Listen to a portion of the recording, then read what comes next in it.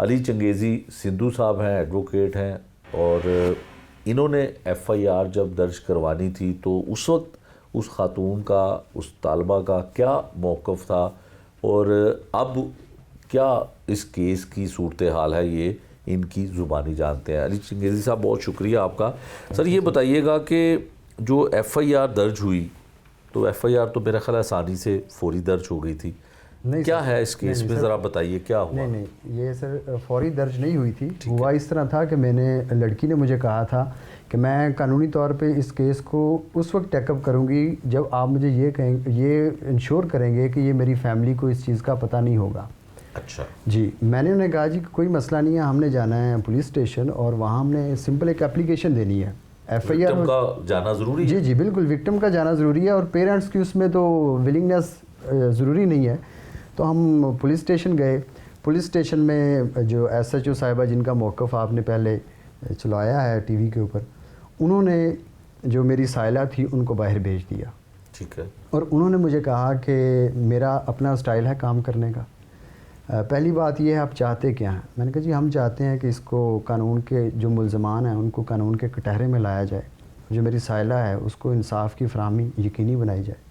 انہوں نے کہا جی میرا اپنا سٹائل ہے کام کرنے کا، بجائے اس کہ میں آپ کو کسی انسپیکٹر کے پاس بھیجوں، ادھر ادھر بھیجوں، میں اس طرح کرتی ہوں کہ آپ کو فائنینشیل کمپنسیٹ کروا دیتی ہوں ملزمان سے۔ اچھا، اور یہ اپلیکیشن اس سے پہلے یہ اپلیکیشن ٹیبل پہ پڑی ہوئی ہے، ٹیبل پہ بھی جی ٹیبل پہ پڑی ہوئی ہے۔ انہوں نے کہا جی کہ میں آپ کو فائنینشیل کمپنسیٹ کروا دیتی ہوں، آپ کی جو کلائنٹ ہے جو وکٹم ہے گینگ ریپ کی، اس کو بھی فائنینشیل کمپنسیٹ کروا دیتی ہوں۔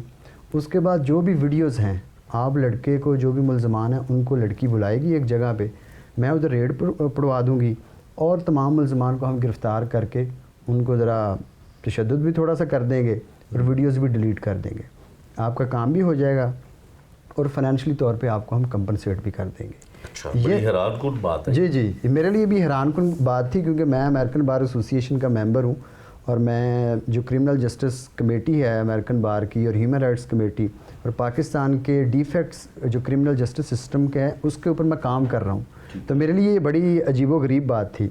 میں نے کہا جی دوسرا طریقہ، ایس ایچ او صاحبہ نے کہا جی دوسرا طریقہ یہ ہے کہ ہم ایف آئی آر کر دیں گے۔ میں نے کہا جی میں تو آل ان آل نہیں ہوں، میں تو وکیل ہوں، مجھے تو جو میرے کلائنٹ نے جو سائلہ نے کہنا ہے میں نے تو وہ کرنا ہے، مجھے بہتر ہے کہ میں ان سے پوچھ لوں علیحدگی میں، جیسے وہ کمفرٹیبل ہے ہم ویسے کر لیں گے۔ انہوں نے کہا جی ٹھیک ہے۔ میں باہر گیا سائلہ سے، میں نے کہا جی آپ کیا چاہتی ہیں، یہ دو آپشنز ہیں۔ تو انہوں نے کہا جی کہ آپ میرے جسم فروخت کرنے کے لیے ادھر آئے ہیں، آپ نے تو مجھے صبح سے شام تک ایک ہی بھاشن دیا تھا، قانون قانون قانون، اور ابھی آپ ادھر پیسوں کی مجھے بات سنا رہے ہیں۔ میں نے کہا میری بہن میری بیٹی یہ بات جو ہے یہ ایس ایچ او صاحبہ نے بتائی ہے، میں یہ بات نہیں کر رہا، میں تو آپ کی ولنگ، کیونکہ میں آپ کی ول کے اگینسٹ جا نہیں سکتا بینگ اے پروفیشنل لائر۔ ٹھیک ہے۔ انہوں نے کہا جی آپ کیا چاہتے ہیں؟ میں نے کہا جی میں تو چاہتا ہوں کہ اس کے اوپر مقدمہ درج ہو اور انصاف کی فراہمی یقینی بنے، جو رول آف لا ہے اس کو پریویل ہونا چاہیے، تاکہ یہ ایگزامپل سیٹ ہو لوگوں کے لیے جو ٹریپ کرتے ہیں بچیوں کو آن لائن۔ انہوں نے کہا جی ہم مقدمہ کریں گے۔ ہم ایس ایچ او صاحبہ کے پاس اکٹھے گئے، میں نے کہا بیٹا آپ خود اپنے منہ سے بولیں۔ انہوں نے کہا جی کہ میں ایف آئی آر چاہتی ہوں، مجھے پیسے نہیں چاہیے۔ ایس ایچ او صاحبہ نے کہا جی ٹھیک ہے وکیل صاحب آپ باہر بیٹھ جائیں، یہ لڑکی کو ادھر بیٹھنے دیں، میں ایف آئی آر کر دیتی ہوں۔ تقریباً 5 سے 10 منٹ گزرے ہیں، بچی کے چیخنے کی آوازیں آئی ہیں اندر سے۔ وہ جو ویڈیو وائرل ہو چکی ہے وہ میں نے آپ کو بھی بھیجی تھی، یا میں بھیج دوں گا، وہ بھی لازمی چلائیے گا۔ اس میں آپ دیکھ سکتے ہیں کہ میں ساتھ ساتھ بتا رہا ہوں کہ ابھی میں ایس ایچ او کے کمرے میں جا رہا ہوں، اچھا بیٹا کیا ہوا، اس کی ساری ویڈیو وہ موجود ہے۔ میں نے اس بچی سے پوچھا کیا ہوا ہے، اس نے کہا جی کہ ایس ایچ او صاحبہ نے میرے کپڑے اتارے ہیں، مجھے برہنہ کیا گیا ہے۔ اچھا، ہاں جی، اس سے پہلے یہ ہوا، برہنہ کیوں کیا گیا؟ اس سے پہلے یہ ہوا کہ ان کے بچی کے جب جنسی زیادتی کی گئی تھی تو ان کے جسم کے اوپر بہت سارے نشانات موجود تھے تشدد کے۔ تو ایس ایچ او صاحبہ کو میں نے وہ ویڈیو بھی دکھائی، میں نے پکچرز بھی دکھائیں۔ وہ پکچرز خود بنائی تھی اس بچی نے بعد میں بنائی تھی گھر آ کے۔ ٹھیک ہے، جو بچوں نے بنائی تھی، جو ملزمان نے بنائی تھی ویڈیوز وغیرہ، وہ تو ان کے پاس محفوظ تھی، اللہ کرے وہ برآمد ہو جائیں اور وہ ختم ہو جائیں۔ ایس ایچ او صاحبہ نے یہ سارا عمل کیا۔ انہوں نے کہا جی کہ وہ جو ویڈیو میں نشانات موجود ہیں آپ وہ ہمیں دکھائیں۔ اس کے لیے انہوں نے بچی کو برہنہ کیا گیا، بچی کو سر برہنہ کیا گیا، پھر کہا گیا نشانات کی طرح وہ تو ادھر موجود نہیں ہے۔ اس نے کہا جی وقوع ہوا 10 جنوری کو، میں 10-12 دن کے بعد آئی، وہ بھی اس وکیل کی وجہ سے کہ اس نے کہا تھا کہ ایٹ لیسٹ کیس اپنا رپورٹ کراؤ، کیونکہ اس طرح کے واقعات میں عموماً یہ ہوتا ہے کہ آپ کو خودکشی کرنی پڑتی ہے. کیوں؟ کیونکہ گینگ ریپ کے بعد اس بچی کو بلیک میل کیا جا رہا تھا.